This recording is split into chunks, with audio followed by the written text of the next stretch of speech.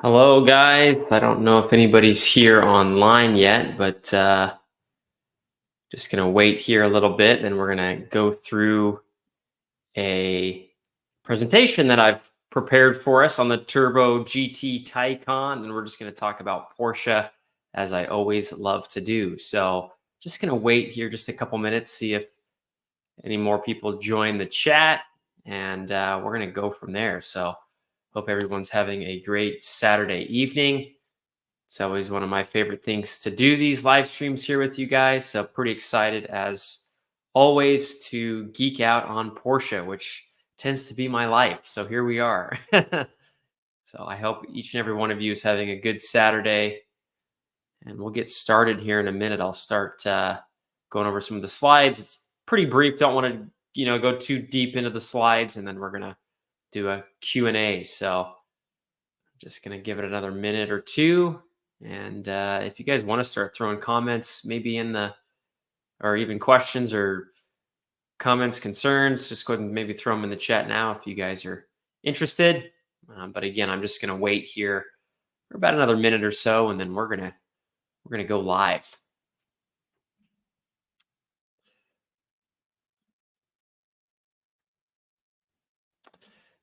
Excuse me for 1 second here.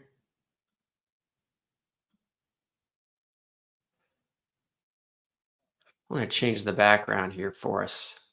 We're talking Turbo GT, so I figured let's do Turbo GT background. So without further ado, if you guys don't have any questions that you maybe want to put, Johnny Gucci, let's see, what do you think about most of the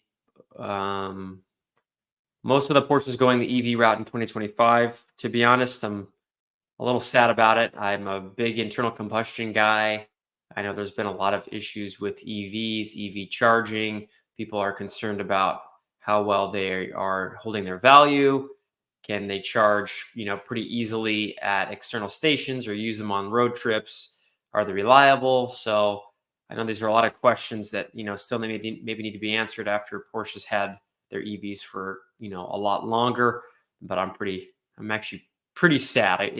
I feel like the lineup we have right now is absolutely amazing because we have, a nice mix of EV cars that we have as well as internal combustion cars.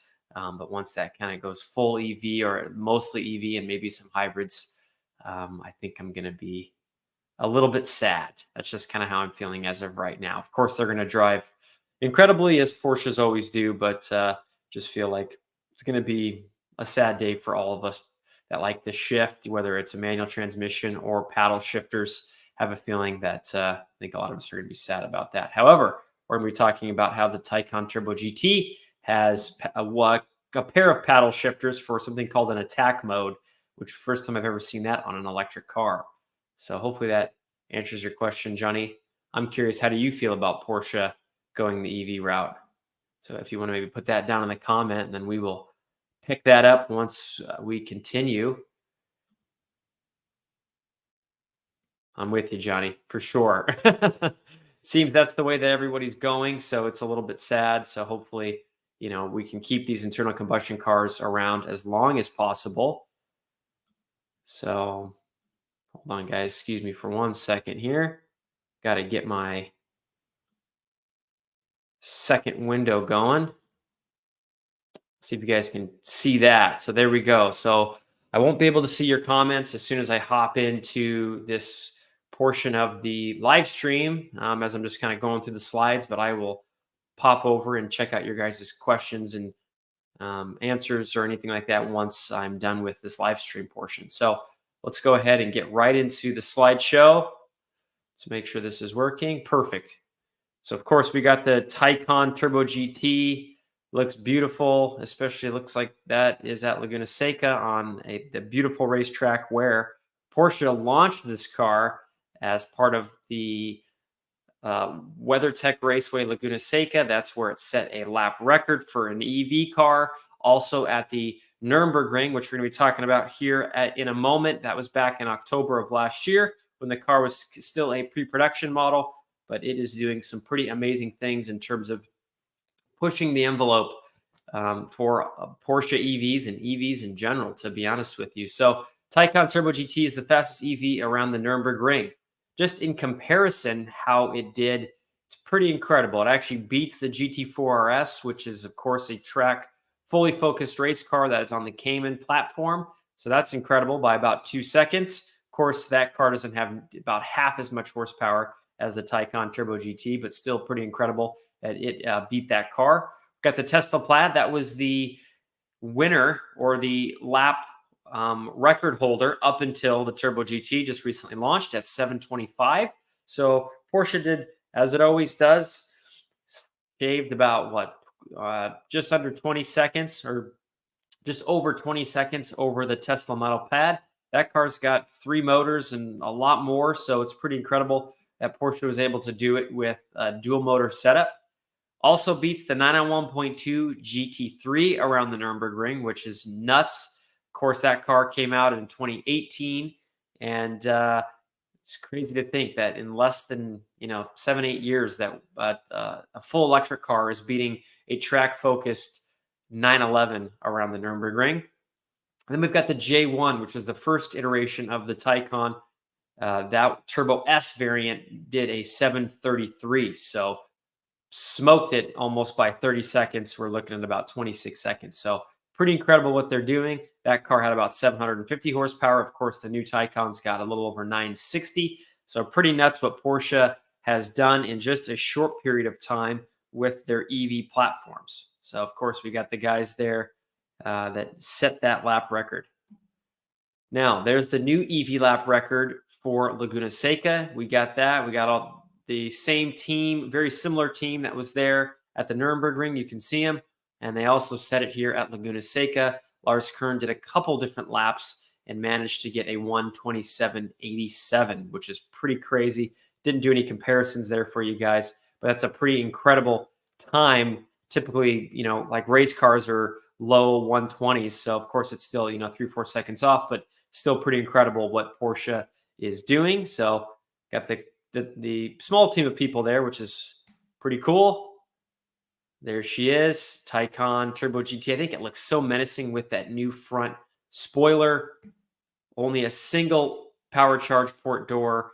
So it's got a lot more aero than the standard Taycan. The Taycan Turbo GT with the Weissach package cannot get a panoramic roof like you can with just the standard Taycan Turbo GT. We're going to be talking about a little bit of this, but how does the Taycan Turbo GT manage to achieve all these amazing lap times and records? So a little bit of writing on this one. The first thing is going to be the pulse inverter.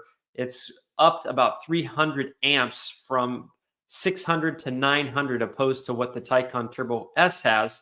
So this is what the pulse inverter looks like. It's attached to the rear of the car. There's a small protrusion. So now in the rear trunk, because they've added so much, and this is now made out of silicon carbide, there's an extra section on top of this pulse inverter, which just allows a lot more current to go through the motors as well as of course, this inverter. So that's just a small picture of it. How does the 600 amp pulse inverter look? Well, here's our difference. So you can see here on the very top, it's quite a bit larger, hence part of the additional 300 amps. So that's how we're achieving such incredible horsepower, which we're looking at 1,092 horsepower, which is incredible that Porsche was able to achieve that. So this is part of the magic behind the Turbo GT. We've also got lighter weight PCCBs. So it's even lighter than the standard Taycan Turbo S. It shaves about 4.8 pounds, which is a lot when you're talking about going around lap times. And as you shave 5 pounds here, 10 pounds here, really starts to add up, as the Taycan Turbo GT is about 157 pounds less than a Taycan Turbo S. So that's quite a bit. We're under 5,000 pounds. So that's part of how it does it. We've also got an attack mode, which gives you up to an additional 160, I meant horsepower instead of pounds. So my apologies for that. So we're going to talk about that here in a little bit. And then, of course, we've got a dialed in more of a performance-based chassis, which has rear axle steering as well as Porsche Active Ride. Now, Porsche Active Ride is where it almost looks like a old school low rider, where it has the ability to change the pitch and a lot of different aspects of the chassis. At a later date, I'm probably going to do just a video on exactly how it works and how it manages to do all that, but not today. But that's part of how it's achieving such an incredible lap time is, of course, the chassis is very dialed in, and we've got incredible lack of body roll. Now, I also have a continued slide here. Of course, we've got more aero when it comes to both the Turbo GT and the one with the Weissach package. You can see here in the front, a lot more of an aggressive front splitter. We got a rear ring on the side of that end plate. It's going to say Weissach package. The standard Turbo GT has just a little bit of a lip. This one with the Weissach package, of course, like I said earlier, does not have a panoramic sunroof. Also does not have rear seats. Now, the car that set the lap record had the carbon buckets. That's not going to be available here in the United States, but just something that Porsche was able to do. There's also a roll cage in the car that set the lap record, which is pretty nuts. So as well as the lap time it did, 7:07, that's not something that we're going to see here necessarily on the streets in the United States. Of course, we're going to have a little bit more weight, so maybe it would add just a little bit more to that lap time, but still pretty incredible. So what are some of the differences between a Taycan Turbo GT and the one with the Weissach package? Just have a couple little diagrams here for you guys. You can see that we've got the adaptive rear spoiler with gurney flap. And on the Turbo GT, we've got a fixed rear wing and rear spoiler on the one with the Weissach package. Couple things here. So standard means it's got the check mark. Not available is the X. So you can kind of see just some of the differences between the two cars. Of course, we got small things like decal set. There's the full bucket seats made with CFRP, or that stands for carbon fiber reinforced plastic and carbon fiber weave. You can see that's going to be not available here in the United States. Both cars are going to have adaptive sport seats. We've got elimination of the rear seats, like I talked about here a moment ago on the Taycan Turbo GT with the Weissach package. Door sill trim guards matte, available at no extra cost. So you can just see some of the differences. You know, nothing too crazy here from car to car, but it does help shave the 0 to 60 time by 1/10 of a second. Taycan Turbo GTs at 2.2. The one with the Weissach package is 2.1, which is absolutely incredible. And we also have a higher top end on the one with Weissach package by about 10 miles an hour. So we're at about 190 miles an hour opposed to 180 miles an hour on the standard model. You can see here, none of this assistant equipment is going to be available on the full track ready race car.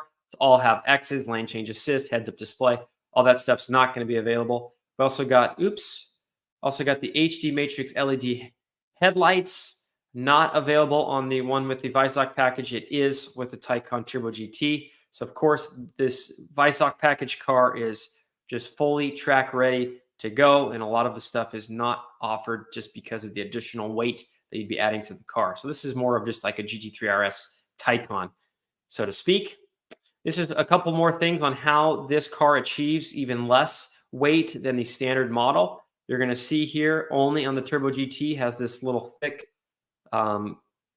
pinpoints. If you guys want to screenshot that or even come back to this later, you can see some of the main differences. We've got the Sports Chrono package clock. So you're going to find that on the standard Turbo GT. On the one with the Weissach package, there's going to be no clock up on the dash. Just, of course, again, anything to have weight savings. So very restricted equipment on the Weissach car. But again, this is kind of a quick overview of how it shaves even more weight from the standard Turbo GT.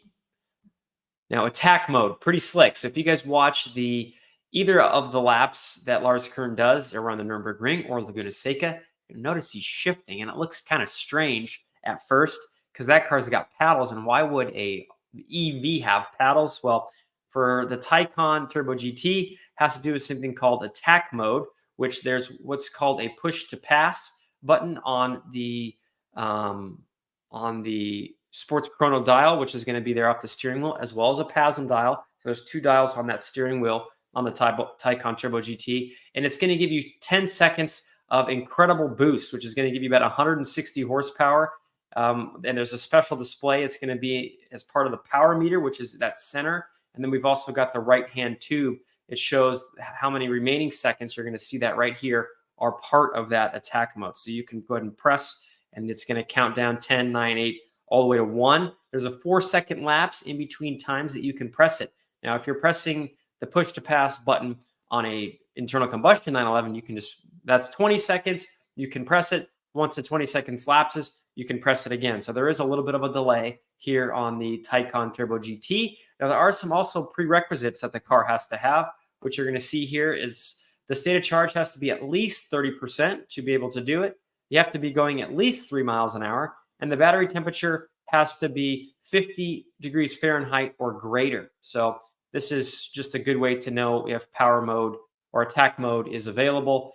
And again, if none of this is happening, then you're not going to be able to initiate this. And you can see attack mode availability is blocked for 4 seconds after you've already gone through it. But just a little overview, it's going to be pressed by using the right paddle there on the paddle shifter. So pretty slick that Porsche did this and added the paddle shifter, so the Taycan gives us more of a racetrack feel. And of course, it's pretty easy just to press the paddle when you're going around the track and activate this attack mode. So pretty slick that Porsche has added that to the mix.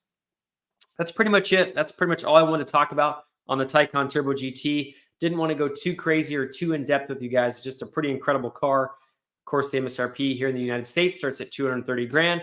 So it's going to be interesting to see how this car plays out, how many allocations each dealer gets. But we've got Porsche Magic, as Jeff Fish put here on the live stream. So yes, Jeff, definitely Porsche Magic here on the new Taycan Turbo GT. It's a beautiful, looks amazing. Will I ever buy an EV though? That's a great question. It's going to be an interesting market for this car to see who ends up, wanting to spend over $200,000 for a Taycan and maybe not, just get like a GT3, maybe a CPO1 or a GT4 RS for even less. So it's pretty crazy to see an EV over 200 grand. But of course, Porsche likes to put their best foot forward and always set lap records. So I wouldn't imagine you'll see too many around, but pretty nuts what they've done. Unbelievable tech, but I wish they wouldn't go all EV on every model other than the 911. I'm with you, Johnny. I wish Porsche was able to keep it, maybe more internal combustion. We've got the EV, the full synthetic fuels that they're working on, so maybe that'll help save the internal combustion cars for as long as possible. But that's certainly something that's happening. Thank you for hitting the thumbs up. I appreciate it. Looks like you guys are doing thumbs up on today's live stream. So that's, again, if you guys have any other questions, I always like to have a discussion here at the end so we can all geek out on our Porsche passion.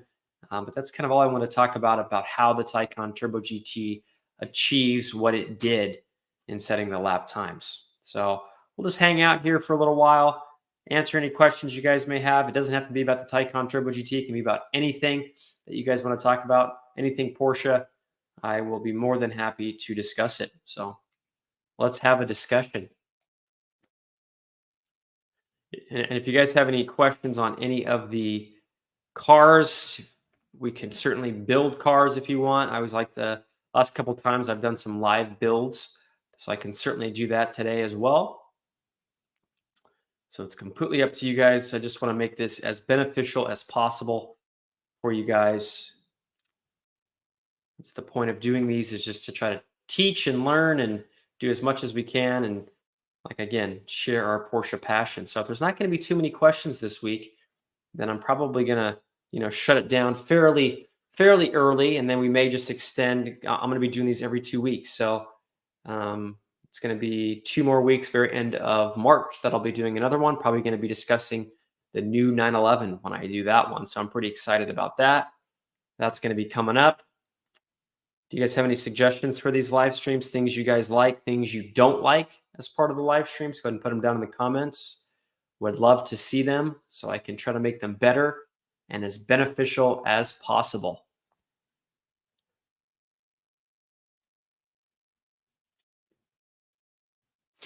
And for those of you who are also joining this live stream, I'm also starting to do a podcast with my good buddy Mike. So I'm going to go ahead and put that up there if you guys want to check that out. We've only got a couple podcasts up there, but we're just going to be talking about Porsche. That's every couple of weeks as well.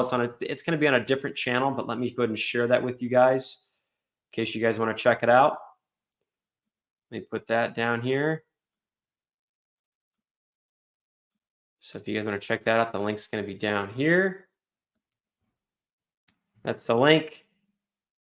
Again, we're pretty early in the stages with this podcast. I'm pretty excited. We're just talking about Porsche news, Porsche passion. So that's all kind of coming through. So you guys don't maybe want to check that channel out. At some point, probably going to get guests on there. We're going to be doing live streams as well on there. We're going to be doing live podcasts. So it's all pretty exciting stuff. A lot of stuff not only coming to this channel, so I'm doing these live streams every 2 weeks, but of course, now adding another channel to the mix. It's called Mike and Mason's P-Car Podcast.